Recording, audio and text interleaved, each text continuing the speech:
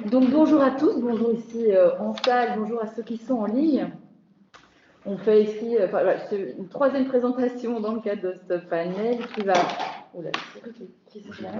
qui sera d'un tout autre genre. Mais donc, c'est une vraie diversité d'incarnation de la transition, des questions de transition. Alors, je crois que je l'ai dit, mais je suis anthropologue, je suis ici professeure à l'Université catholique de Louvain. Alors, je voulais vous présenter en guise en préambule ici une fresque. Et peut-être avant tout, pour les peut-être quelques Belges en ligne ou en salle ici, de voir tiens, qu'est-ce que ça vous interpellait de voir ces images-là. Voilà, alors là, on est ici après le passage d'un ouragan au Guatemala, c'est mes terrains de recherche doctorale en 2007. Et en fait, ça crée voilà, coïncidence de vie. Il se fait qu'en Belgique, et en particulier dans l'est du pays, et au centre du pays surtout, il y a d'énormes inondations catastrophiques qui ont été consécutives de crues éclairs de nombreux fleuves et des rivières dans notre pays.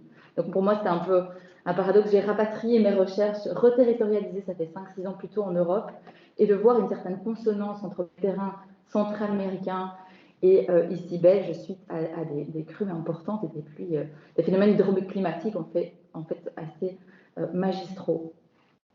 Alors, je vais juste ici descendre, c'est une apparition sur mon écran. Voilà. Donc, suite à ces pluies importantes à la mi-juillet de cet été, 2021, on va avoir des dégâts énormément importants, des maisons qui vont être complètement détruites, d'autres vont être abattues, qui vont laisser de nombreuses familles sans abri, de nombreuses personnes vont décéder dans ces épisodes ou ont été portées disparues. Alors, ce qui est intéressant de voir, c'est que ce qui est commun à la plupart des photos et de nombreuses vidéos qui ont circulé en ligne, c'est en fait la couleur de ces taux qui ont dévalé dans les centres historiques de nos vallées lors de ces inondations. C'est une couleur brune extrêmement, une couleur très brune, qui est composée d'argile, de limon, et qui très souvent, ces taux chargés descendaient des champs de céréales. Alors pourquoi cette couleur ? Parce qu'en fait, cette couleur est celle de sols agricoles déstructurés, essentiellement par la chimie de l'agriculture. C'est-à-dire que les micro-organismes qui composent ces sols ont été détruits par des dizaines d'années de cocktails biocides et aussi par l'usage d'engins de labour et d'épandage de récoltes de plus en plus lourds en fait, et qui tassent et qui ont fait que les sols se désertent de plus en plus de ces fameux micro-organismes qui pourtant, micro-organismes, créent en fait une importante aération du sol.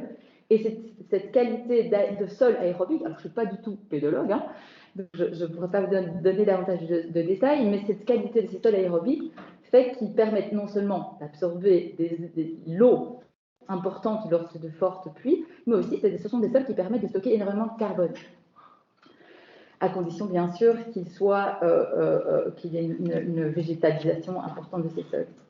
Et donc on voit combien les sols peuvent devenir, combien le problème peut devenir en fait une solution ici, notamment en prenant soin de nos sols. Alors, ça c'est tout ça donc en guise de préambule pour vous amener sur, peut-être avez-vous déjà entendu parler de cet ouvrage d'Anna Tsing sur le champignon de la fin du monde et son sous-titre sur la possibilité de vivre dans les ruines du capitalisme. La question que je me pose, c'est comment pouvons-nous cultiver sur les ruines du capitalisme, en métaphore à cet ouvrage de Tsing.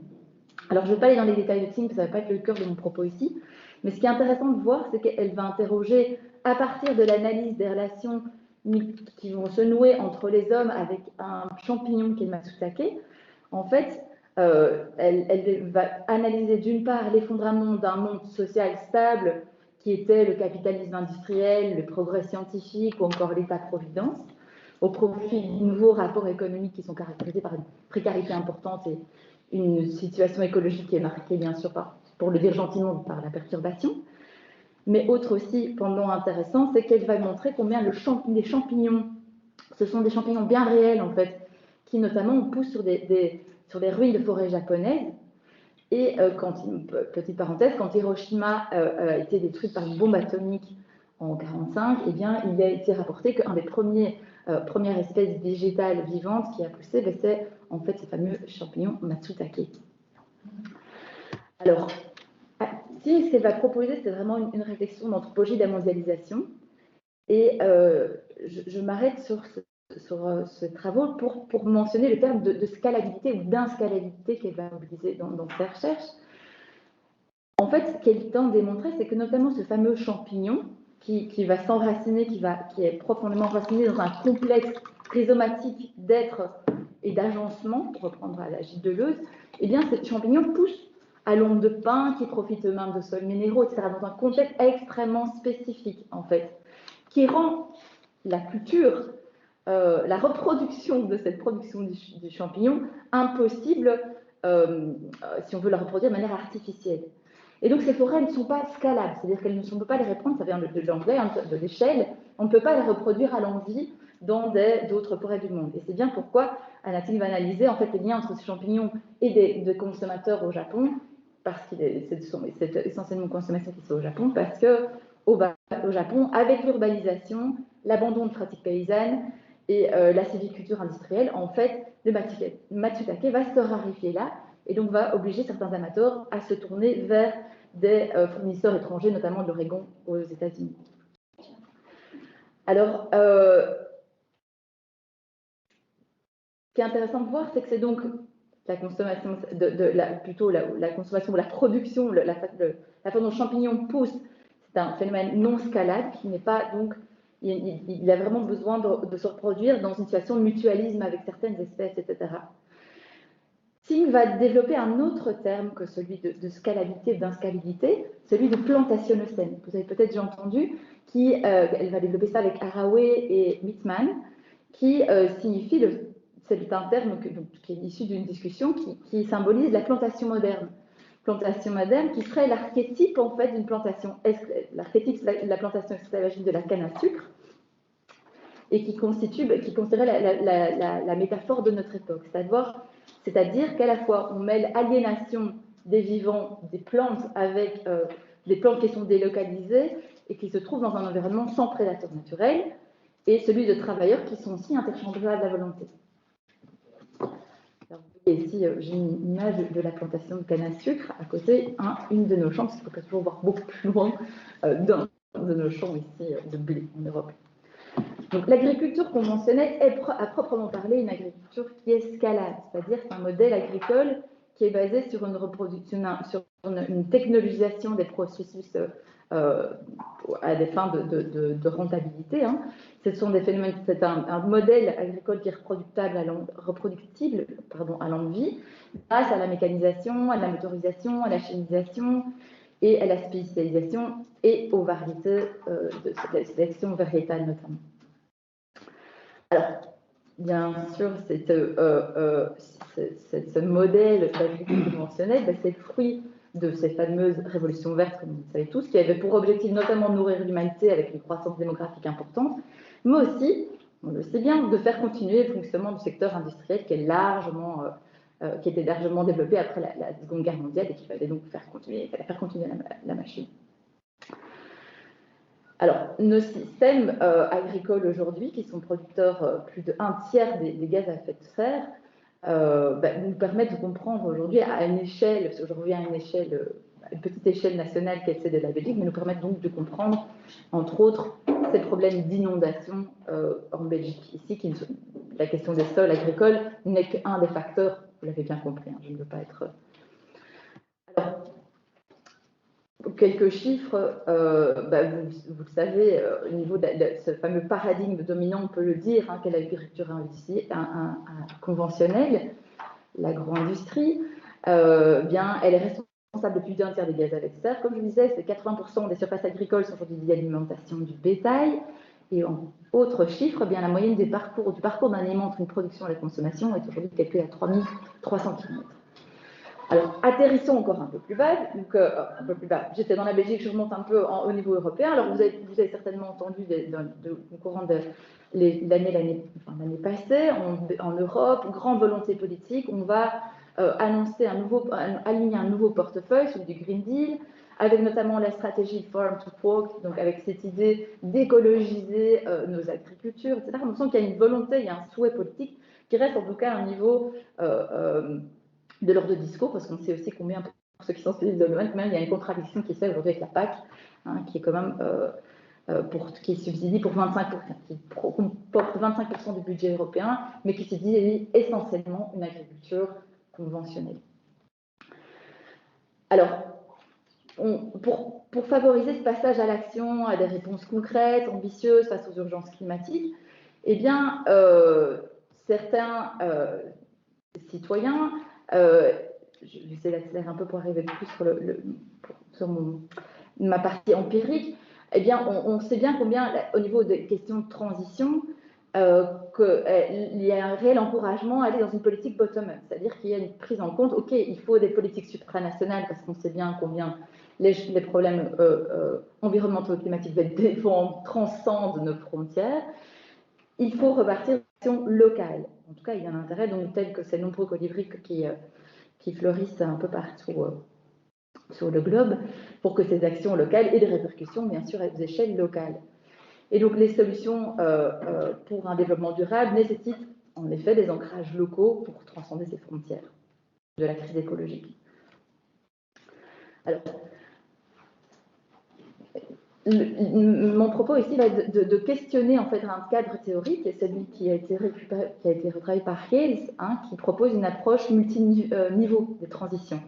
C'est l'idée de s'opposer à une approche qui va être linéaire de transition. Ici, dans ce graphe, je ne vais pas rentrer dans les détails du graphe, hein, parce que sinon ça va être trop compliqué, mais il démontre vraiment l'implication nécessaire de ces trois niveaux. Alors, le premier niveau, il n'y a pas d'ordre de grandeur, d'importance, mais le premier que je vais vous décrire, c'est celui du paysage sociotechnique, qui est considéré comme le milieu où l'environnement, les infrastructures, la gouvernance, les idéologies, les valeurs, etc. Donc, par exemple, ce sont les cadres législatifs, l'économie de marché, les modes de consommation, la PAC, comme je l'ai mentionné. Et ensuite, autre niveau, c'est le régime sociotechnique, qui comporte l'ensemble des pratiques qui sont relativement stables. Par exemple, l'agriculture conventionnelle, c'est notre régime dominant dans la consommation, dans la production, bien sûr, évidemment. Et puis, les niches d'innovation, c'est là-dessus que je veux atterrir. Les niches d'innovation, ce sont des espaces d'innovation qui sont considérés comme protégés. Par exemple, les recherches en laboratoire, en recherche en développement, ce sont aussi des initiatives de particuliers qui vont se lancer, subsidiées ou non subsidiées, etc. Notamment des initiatives de particuliers, que ce soit dans le domaine de l'agroécologie, de la biodynamie ou d'autres modèles de cet ordre-là. Alors, dans la multi-level perspective, donc à la théorie MLP, cette approche-là, les niches, il est considéré que les niches défendent des innovations radicales, comme des méthodes de production alternatives, comme je le disais, et cette théorie conceptualise la transition comme le résultat des interactions entre les niches et les régimes sociotechniques. Et donc, en particulier, dans les termes de potentiel de niche, d'influencer les systèmes de régime plus largement. Et donc, dans cette théorie-là, les niches sont cruciales, parce que pour les transitions qu'elles vont fournir, ces germes, ces semences, pour le changement qui sont d'ordre plus systémique. Et donc, deux caractéristiques sont données, qu'on reprend dans la théorie MLP. On va reconnaître aux niches leur potentiel d'influencer le système plus largement, de 1, et deuxièmement, les régimes sont résilients et sont composés largement de lockings, de verrous techniques, organisationnels, institutionnels, qui vont assurer une résistance au changement, qui a une réelle résilience à ne pas changer, en fait. Et donc, dès lors, les régimes sont de première importance parce que les transitions vont être définies comme des changements d'un régime à un autre régime. Mais ma question qui est sous-jacente, et c'est vraiment une question qui est ouverte pour moi, qui s'est vraiment ouverte suite à mes recherches, c'est les actions impulsées à partir des niches d'innovation peuvent-elles, à elles seules, modifier les régimes sociotechniques? Et je vais prendre pour cela le cas de ces fameux maraîchers que je suis depuis maintenant plus de 2015, des maraîchers qui travaillent sur petite surface à la lisière de Bruxelles, de la région bruxelloise, et qui développent des agricultures, comme j'ai, des agricultures de niche, donc extrêmement alternative. Et donc, je voudrais reposer sur des données que je collecte depuis 2015, sur ces personnes qu'on appelle ce sont des porteurs des projets, des producteurs qui ont été soutenus par des espaces tests agricoles. C'est un fonctionnement qui existe aussi en France, hein, l'idée d'impulser que des personnes qui veulent se lancer dans le métier de l'agriculture, mais qui n'ont pas de terre, qui n'ont pas de grande infrastructure, etc., de pouvoir bénéficier de ça pour se lancer. Alors juste ici, vous voyez quelques maraîchers qui, aux portes de Bruxelles, s'essayent, réinventent, bricolent, etc., nouvelles agricultures. Alors, c'est des personnes qui ont fait le choix de travailler à proximité de la ville parce qu'ils croient fondamentalement de la nécessité de nourrir les urbains par des filières courtes. Ils travaillent sur des très petites surfaces, donc avec peu ou pas de motorisation. Alors, ils ont bien, pour la plupart, pas de certification bio faite, mais en pratique bio-intensive, respectent des prescriptions du cahier de charges d'agriculture biologique, voire bien davantage pour nombreux d'entre eux. Ils sont à l'affût d'innovations sociales, de nouvelles techniques, d'associations de culture. Certains travaillent en maraîchage sol vivant ou en spin farming. Il y a l'idée d'enrôler parfois des mouvements de citoyens bénévoles, d'approprier certaines terres privées pour des espaces maraîchers, etc. Il y a vraiment une innovation extrêmement importante et intéressante. Et donc, il s'efforce en fait de faire bouger le régime dominant, mais à quel prix? Plus les niches défendent des innovations radicales, plus en fait il leur est difficile de se battre et de maintenir un espace viable dans ces régimes. Et ils sont dès lors considérés comme opérants aux limites des contextes d'agriculture conventionnelle. Alors je vous propose ici un schéma avec beaucoup de nuances parce qu'en fait, voilà, je vais vous expliquer. Il y a un enjeu qui est ici bien là, c'est que les emplois dans l'agriculture conventionnelle connaissent une réduction drastique. Alors, je vais me baser sur des chiffres en Belgique. En Belgique, 67% des exploitations ont disparu depuis 1980. Donc, je me base ici sur des statistiques de Stadbel de 2017. Et donc, vous voyez la courbe en bleu turquoise, en fait, où vous voyez la chute de cette exploitation. Alors, je vais comparer quelque chose qui est a priori pas totalement comparable, mais qui permet juste de comprendre un mouvement. Ces 10 dernières années, par contraste, on voit une augmentation de personnes qui veulent se lancer, notamment des mini-agriculteurs, des personnes non issues du milieu agricole, dans le maraîchage. J'ai répertorié à 2 reprises, mais dans des reportages télévisuels, que plus de 40% dans les 10 dernières années, qu'il y aurait plus de 40% de maraîchers. C'est un chiffre qui est non fiable pour moi. Je suis vraiment en cours j'essaye de trouver des chiffres à cet ordre-là, mais je n'en trouve pas. Voilà, ça fait partie de mes recherches en cours. En tout cas, ce fameux secteur agricole partout en Europe, en même modèle de la Belgique, voit émerger une nouvelle dynamique d'installation hors cadre familial. Et donc, ces personnes non issues du milieu agricole qui vont se tourner en particulier vers des formes d'agriculture qui respectent des principes écologiques. Alors, on pourrait se dire, en voyant un cadre comme ça, mais là, voilà. Alors là, je compare des exploitations agricoles plus générales avec des questions de maraîchage. On est bien d'accord que l'agriculture ne se limite pas au maraîchage. En tout cas, voilà, il y a un mouvement qui est initié, qui est impulsé depuis une dizaine d'années. On pourrait se dire, et c'est sur quoi je veux atterrir, la relève agricole est assurée. Or, après quelques années d'installation, ces maraîchers qui se lancent, en fait, leurs aspirations se heurtent bien souvent à la réalité. Sur le terrain, l'équilibre financier est vraiment difficile à atteindre, le volume horaire de travail est important, les conditions de travail sont extrêmement rudes. Et donc la viabilité de ces exploitations ne va franchement pas de soi et pose de nombreuses questions quant à notre avenir, pour moi, alimentaire. Et donc se lancer dans une profession agricole, c'est une chose, s'initier au métier, etc., que ce soit via des espaces tests ou d'autres modalités d'installation, comme il en existe à Bruxelles, qui est impulsée sur le plan politique. Nous avons une stratégie Good Food à Bruxelles. Mais une autre, c'est de pouvoir ou de vouloir continuer dans la profession. Et donc, ici, j'ai une citation, j'en avais d'autres, mais le temps qui passe, je vais m'arrêter peut-être sur celle-ci. Une maraîchère qui me partage. Vous avez 2 minutes. Encore 2 minutes. Okay. Il me disait, il y a peu de gens qui arrivent à tenir le coup, quoi, vraiment sur la longueur. Ce qu'on m'a dit chez CréaJob, c'est qu'en fait, au bout de 3 ans, les gens, ils sont HS. Ils se lancent, ça c'est en Wallonie, ils se lancent, ils tiennent 1 ou 2 ans, mais ça ne dure pas. Alors, je vais passer ici ces citations-là. Alors, des pistes, dans mon travail, on essaie de trouver des pistes pour justement, pour ne pas être dans la survie et pouvoir vivre dignement de cette vocation dans laquelle ils se lancent. Une des questions avec lesquelles je voudrais terminer cette présentation, c'est ces producteurs doivent-ils assumer seuls les conséquences dans ce contexte de production agricole qui est en fait totalement inique, injuste, porté par ces idéaux de changement, de modèle, de production, de consommation? Bien, ils se mettent eux-mêmes en action idéologiquement, physiquement, et voire bien souvent s'épuisent.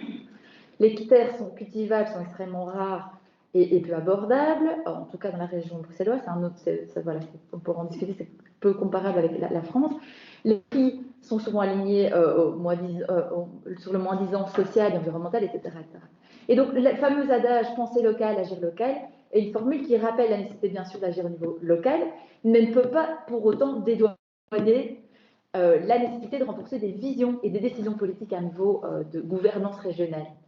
Et donc, on ne peut pas dédouaner, selon moi, les politiques. Et donc, de la nécessité d'ethnographier, bien sûr, cette innovation, mais aussi d'analyser leurs impacts et leurs limites sur les régimes dominants. Et alors, je voudrais terminer avec cette proposition de Baptiste Morisot qui dit d'inventer des leviers d'action écologiques.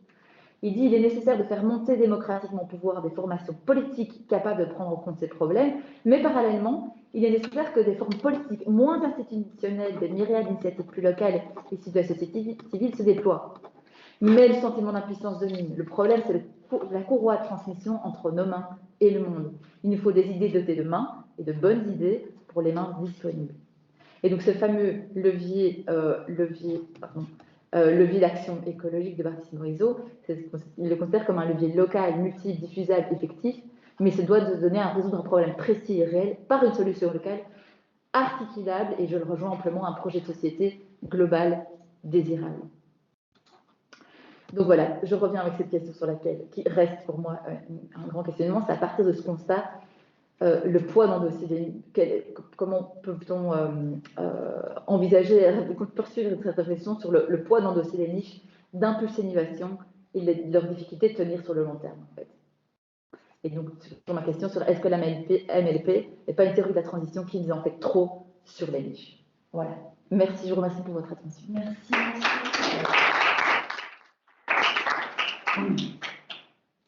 Merci Julie. Eh bien écoutez, moi je trouve que c'est finalement non seulement une très belle intervention de cette session qui était très riche, mais peut-être une intervention emblématique de tous les enjeux.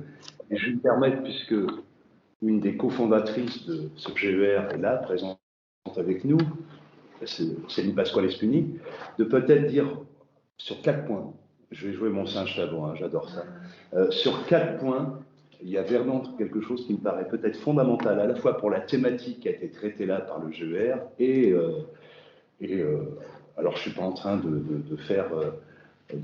mettre plein de miel autour de Julie, mais c'est simplement parce que je crois que là, il y a quelque chose qui est vraiment emblématique de toutes les questions qui ont été posées dans le colloque.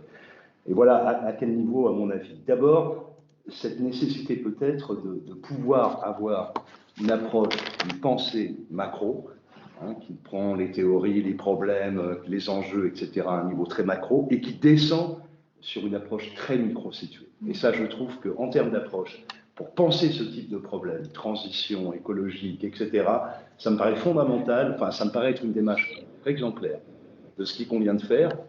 D'autres intervenants l'ont fait, mais je crois que vous démontrez parfaitement bien, en passant des grands enjeux de la question de s'affronter à des nouveaux modes d'agriculture pour penser plus intelligemment l'exploitation des ressources, etc., prendre cette question des niches et le voir d'une manière très micro-située, comme une approche presque... Évidemment, alors j'en arrive au deuxième niveau, c'est la puissance, c'est la qualité des anthropologues, quoi. Et là, je pense aussi, et là j'interpelle Céline, je pense que le travail qu'on fait dans le GER et le travail qu'on fait généralement sur d'autres questions en cycle et qu'on veut penser le changement, nécessite d'en repasser. Moi, je pense que de plus en plus, il y a, et ça prouve aussi l'importance dans ce type de groupement de recherche de mettre en scène l'interdisciplinarité, c'est-à-dire d'établir des dialogues avec des personnes comme vous, qui ont ces démarches anthropologiques, pour le coup, très ancrées. Ça nous permet de penser à nous, que je pense que de plus en plus, ces questions-là ne peuvent être pensées que vers une capacité des SIC à aller vers un regard vers les anthropologues. Ça ne veut pas dire s'approprier leur concept, mais être capable de dialoguer avec eux et en tout cas peut-être aussi de reproduire un certain nombre de leurs approches. Et une des approches qui me semblait intéressante de ce que vous avez démontré, c'est de passer justement de ce niveau macro à ce niveau micro, pour montrer à quel point le niveau micro est un révélateur. Donc je crois beaucoup à la fertilité pour les SIC d'aller à la fois repenser, dialoguer et peut-être pas s'approprier, mais être capable de mettre en place aussi des approches ou des démarches, voire des méthodes qui relèvent pour le coup de l'anthropologie. Troisième niveau, c'est la sociotechnique. Alors ça, vous nous faites plaisir, parce que s'il y a une chose, nous, pour penser par exemple les écosystèmes numériques, etc., ou les écosystèmes informationnels, ou les écosystèmes tout simplement technologiques, c'est bien cette approche sociotechnique qui suppose de la réversibilité, qui montre qu'il y a un entrelac très complexe entre les sociétés et les techniques. Alors techniques, pensez au sens très large du terme. Et là, je crois aussi que tout ce passage que vous avez fait par la question de la sociotechnique, alors là, pour le coup, on pourrait avoir un dialogue fertile parce qu'on est pleinement ancré aussi, nous, là-dedans. Et puis le dernier point, peut-être, donc je pense que là, les piliers que je vous donne, c'est véritablement par rapport à les enjeux de ce qui peut être débattu et pensé dans le cadre du GER, et plus globalement aussi sur la question des changements, l'observation des changements. Et le troisième niveau, j'ai failli interpeller l'intervenant d'hier matin par rapport à ça, c'est que je crois qu'il y a un certain nombre de discours, et d'une certaine manière, je crois qu'implicitement, vous nous l'avez montré, quand vous avez posé la question de la durabilité pour les niches, la question de l'épreuve du temps, quoi, qui est souvent dans les formes d'agriculture parallèle. Excusez-moi hein, si je prends un peu de temps, hein, mais bon, j'en profite puisqu'on est en fin de parcours là, sur les sessions. Donc cette question d'affronter le temps, le durable, de pouvoir durer, la pérennité, quoi. 3 ans, on sait très bien que souvent pour les entreprises, le seuil de maturation, le seuil qui permet dans l'entreprise de survivre, c'est 4-5 ans. Donc on voit très bien que 3 ans, c'est le terme qui fait qu'on ne peut pas dépasser les problématiques de survie, quoi. Et je pense qu'il y a peut-être certaines positions, certains discours, et là je vais être un peu, si vous voulez, très schématique, hein, voire un peu presque léger, qui disent que l'enjeu pour l'écologie, pour la transition, pour le développement durable, c'est de sauver la planète, nous fourvoient un peu. En fait, ce n'est pas la planète qu'on veut sauver. Bien sûr qu'on va la sauver, mais de toute façon, la planète, sans nous, elle continuera. On lui aura fait beaucoup de mal, mais elle continuera. C'est sauver la place de l'humanité dans le monde. Et je pense que si certains discours écologistes se resituaient mieux, changer un peu le paradigme, et arrêter de dire sauver la planète, sauver la nature, etc. Bien sûr que c'est tout ça qu'on veut sauver. On lui a fait tellement de mal. Mais c'est avant tout la place de l'humanité dans le monde, c'est-à-dire la continuité de l'espèce humaine. Et d'ailleurs, l'Anthropocène, c'est bien là qu'elle se situe. On en avait parlé déjà un peu avec Céline. C'est une question posée à l'Anthropocène. L'humanité a maintenant la conscience et les moyens de se détruire. Et bien, comment fait-elle avec cette conscience pour essayer de ne pas se détruire? Et donc, les discours écologistes un peu sauvages ou un peu, je dirais, radicaux, qui mettent avant tout l'enjeu de sauver la planète, se trompent, puisque la planète se sauvera sans nous. C'est bien la question de la survie de l'humanité, en gros, et la continuité de l'espèce humaine, à mon avis, sur lequel les discours écologistes auraient plus certainement intérêt à se centrer. Voilà, j'en ai fini, Madame Espuni, mais vous avez le droit de commenter si vous voulez. Et est-ce qu'il y a des questions pour Julie? Moi, j'avais une question, mais alors c'est complètement trivial. Pourquoi dans votre photo avec le monsieur qui est devant une coupe de terre, qu'est-ce qu'il tient dans sa main? Parce que c'est au-delà du fait que c'est très esthétique, tout au début, vous deviez sûrement essayer de montrer quelque chose, mais je n'ai pas compris en fait. Oui. Alors c'est la question d'une photo, on voit... En fait, c'est 2 types de sols, je ne sais pas si vous voyez, il tient non, une barre. c'était très beau. Ouais. Il y avait un monsieur comme une photo d'architecture qui tenait quelque chose dans la main. Ouais. Et j'ai pas compris. C'est pas une photo qui est la mienne, c'est une photo que j'ai prise moi. J'ai bien compris que le sol avait souffert d'années et d'années de pesticides. J'ai bien compris que vous l'avez démontré, mais qu'est-ce qu'il tient dans la main? Il tient 1 mètre en fait. Il tient 1 mètre. Il mesure le sol à ce moment-là. Je ne sais pas la remettre, mais donc il y a 2 types de sols. Il y a, si vous voulez, il y a comme ils ont fait une analyse comparative de sol, et donc il y a comme un voile entre les 2 parties. Et donc c'est moins ce qui tient qu'en fait la coloration, la texture de ces sols-là, qu'on peut voir de plus près sur l'image, pour vous le montrer. Et donc on voit bien d'un côté qu'il a.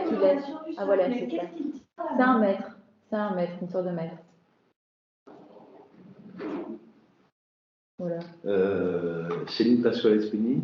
Je suis pas tout seul à moi, enfin, je ne peux pas monopoliser la parole. Je veux juste un grand merci pour Peut-être votre la- intervention. Oui, Ou on peut déplacer. C'est de la caméra ou le micro là? Je pense que le micro est juste là et la Ça, c'est caméra la est là. caméra. Oui, donc un grand merci pour votre présentation qui est extrêmement riche. Et je suis d'accord avec tout ce qu'a dit J'espère bien. Michel Durand. Oh, je pourrais le faire. Je plaisante. Oui,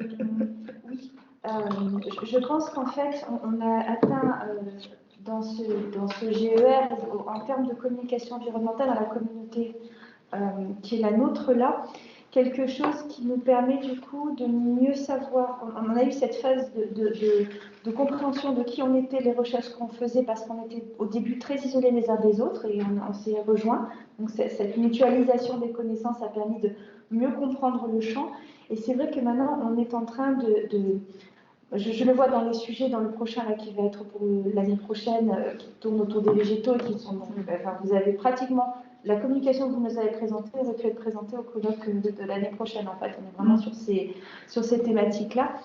Et on arrive finalement à nouer des liens et à entrer véritablement en résonance avec les humanités environnementales en général, et en particulier, effectivement, les champs de l'anthropologie, mais aussi, on a entendu ce matin votre communication, monsieur, sur une approche aussi un peu à la fois artistique et puis un peu ethnologique. Enfin, on a le champ en communication environnementale me semble avoir gagné cette maturité qui permet effectivement d'aller dans les sciences. On l'a vu dans cet atelier, dans les sciences de gestion, sur des questions, revenir à une question, avoir plusieurs niveaux scalaires d'analyse.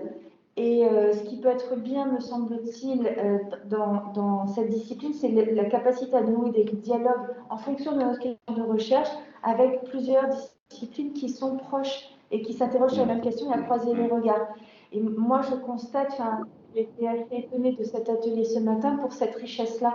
C'est-à-dire qu'effectivement, on a eu des propositions de communication, soit venues effectivement de gens, comme vous, avec des spécialités qui viennent dialoguer et qui viennent proposer quelque chose qui est complètement, qui peut se regarder aussi bien des sciences de l'infocommunication que de chez vous, et on arrive sur un terrain qui est finalement à la lisière entre les deux, comme effectivement des propositions qui peuvent être mixtes, et je pense que ça augure d'un dialogue interdisciplinaire en SHS. Parce que moi, ce que j'avais connu jusqu'à présent dans mes projets de recherche, c'était des dialogues en fait avec des sciences dures. Et là, je commence à voir qu'en fait, on est prêt à commencer à travailler ensemble entre disciplines de SHS, ce qui n'est pas forcément le plus simple. Hein. Donc, c'est bien. Donc, je suis très contente. Et oui, effectivement, je pense qu'il y a beaucoup de... En tout cas, ça fait beaucoup de bien de vous entendre. Ça a fait beaucoup de bien d'entendre les communications de ce matin. Et ça ouvre des champs de recherche et des croisements de regards, parce qu'on n'a pas exactement le même regard non plus. Hein. Donc, qui peuvent être complémentaires. Ça, c'est vraiment bien. Voilà, c'est tout ce que je voulais dire. Mais vous verrez tout à l'heure, on vous annoncera le colloque du printemps, et typiquement c'est le genre de sujet qui permet le croisement aussi.